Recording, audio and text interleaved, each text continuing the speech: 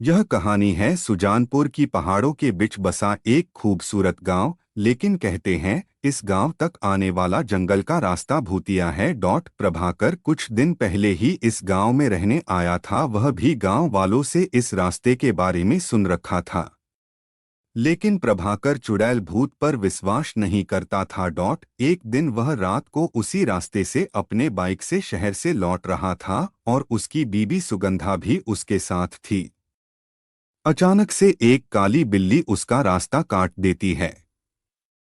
प्रभाकर जोर से ब्रेक लगाता है, तभी वह काली बिल्ली उसके बाइक के पास आकर गुर्राने लगी। दोनों बिल्ली को भगाने का प्रयास करते हैं, लेकिन उस बिल्ली का गुर्राना बंद नहीं होता है। गुर्राते गुर्राते वह सुगंधा के ऊपर चढ़ जाती है। वह उसे हटाने का प्रयास करती है, लेकिन बिल्ली उसे जोर से दबोचा हुआ होता है। तब प्रभाकर बिल्ली को पीछे से पकड़ता है और सुगंधा को उसकी पकड़ से छुड़ाता है। फिर प्रभाकर एक पत्थर उठाकर उसे मरता है। बिल्ली जोर से गुर्राते हुए सामने के पेड़ पर चढ़ जाती है और अचानक वहां से गायब हो जाती है। उसे अचानक गायब होते देख दोनों डर जाते हैं। प्रभाकर, ये बिल्ली कहाँ गायब हो गई? सुगंधा, गांव वाले सही कहते हैं, ये रास्ता सच में भूतिया है। वो बिल्ली जरूर कोई भूत थी।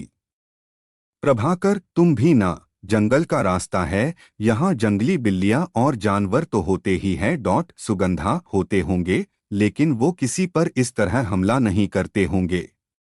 चलो चलो अब जल्दी निकलो यहाँ से, कहीं फिर से कोई जानवर ना आ जाए। प्रभाकर ने बाइक स्टार्ट किया, लेकिन जैसे ही बाइक की हेडलाइट जली उसे सड़क पर कई सारे गहने गिरे हुए दिखाई दिए और उसमें सोने के सिक्के भी थे। वह कुछ सोच पाता तभी उसे किसी औरत के रोने की आवाज आने लगी।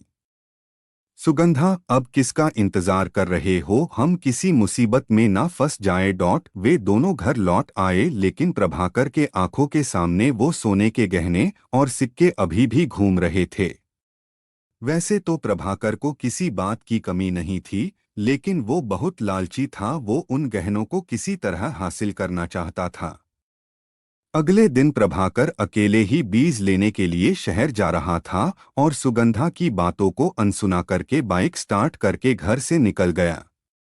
थोड़ी देर बाद वह उसी भूतिया रास्ते पर पहुंच गया। दिन के समय भी वह रास्ता बिल्कुल सुनसान था। प्रभाकर अपनी बाइक से चल जा रहा था, तभी उसे रास्ते के किनारे पर एक सुंदर सी दुल्हन दिखाई दी जो रो रही थी। उसे समझ नहीं आ रहा था कि इस सुनसान रास्ते पर यह दुल्हन कहाँ से आई। वह उससे कुछ पूछता तभी वह उसके पास आ गई और रोते हुए बोली। दुल्हन, भाई साहब देखिए ना, मैं रास्ता भूल गई हूँ, मुझे शहर जाना है, क्या आप मुझे शहर छोड़ देंगे? प्रभाकर, लेकिन तुम यहाँ कैसे आई? लोग कहते हैं कि ये रास्ता भूतिया है। तुम दुल्हन के कपड़ों में हो और लोग कहाँ है? दुल्हन, क्या बोलूँ भाई साहब, मैं अपने पति के साथ कार से इस रास्ते से गुजर रही थी। अचानक एक काली बिल्ली ने हमारा रास्ता काट दिया और हम लोग रुक गए। मेरे पति ने कार रोकी तभी उन्हें झाड़ियों के पीछे से किसी औरत के रोने की आवाज आई। वह वहां गए तभी उनकी चीखने की आवाज आई। मैं दौड़कर वहां गई तो देखा वो वहां मरे पड़े हैं।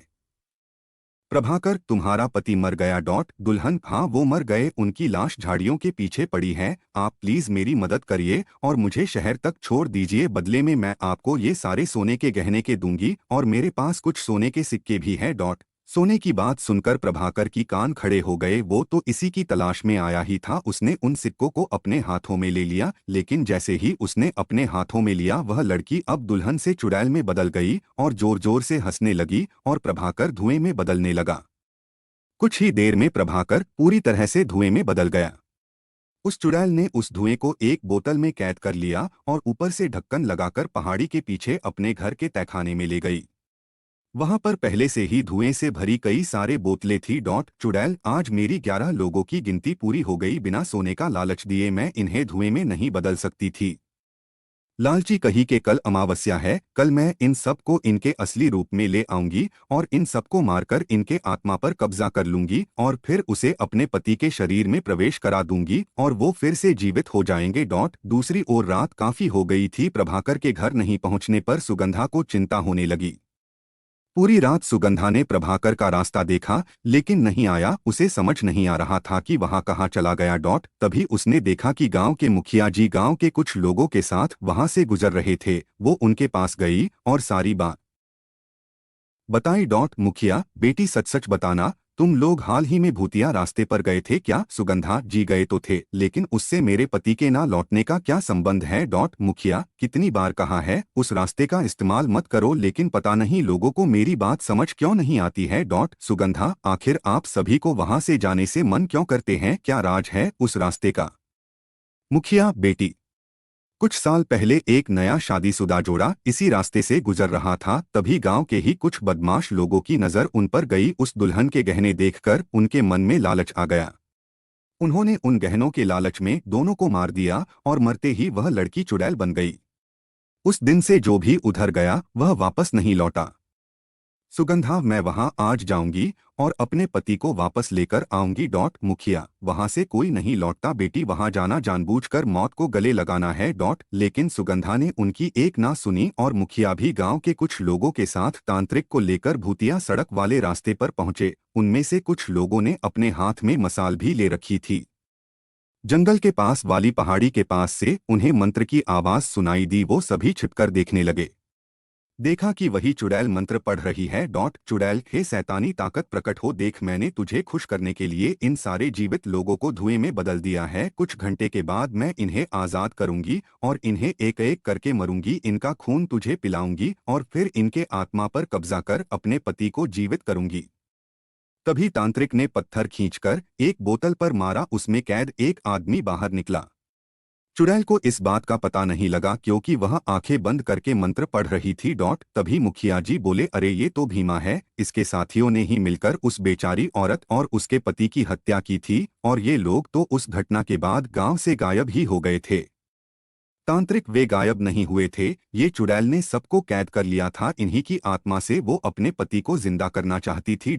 सुगंधा, पर इसने मेरे पति को क्यों पकड़ा? मेरे पति तो कुछ नहीं किए थे। तांत्रिक, तेरा पति इन गुंडों की तरह लालची था, वो भी इसके गहनों के चक्कर में आ गया था। इसे अपने सिद्धि को पाने के लिए 11 लालची लोग चाहिए थे। 10 तो ये थे ही, लेकिन 11 की गिनती पर पूरी नहीं हो रही थी। लेकिन उस दिन जब तुम और तुम्हारा पति इस रास्ते से गुजर रहे थे तभी इसने जान लिया कि तेरे पति को लालच में फंसाया जा सकता है। वो बातें कर ही रहे थे कि चुड़ैल अपनी आंखें खोली और अपने सामने फूटी बोतल देखकर गुस्से में भर गई। इतने में तांत्रिक ने कुछ मंत्र पढ़कर मसाल को उसके ऊपर फेंका, वो जलने लगी। इसी बीच तांत्रिक ने सारी बोतलों को पत्थर मारकर फोड़ दिया और उसमें से कैद सभी लोग बाहर निकल गए। प्रभाकर भी उनमें से एक था। उसे देखकर सुगंधा रोने लगी। चुड़ैल, ये तूने ठीक नहीं किया। तांत्रिक, इन लोगों ने मुझे और मेरे पति को मारा था, तुमने इन दुष्टों को आजाद करा दिया। तांत्रिक, इनके गलती की सजा इन्हें जरूर मिलेगी, मैं इस बात का वादा करता हूँ। लेकिन तू जो कर रही थी ये करके तू ईश्वर को चुनौती दे रही थी। एक बार जो मर गया उसे जीवित नहीं किया जा सकता। चुड़ैल जलकर राख हो गई। उसके बाद गांव वालों ने उन बदमाशों को पुलिस के हवाले कर दिया। प्रभाकर के साथ साथ पूरे गांव वालों ने लालच ना करने की कसम खाई। उस दिन के बाद से वो रास्ता भूतिया नहीं रहा। चुड़ैल की आत्मा मुक्त ही गई।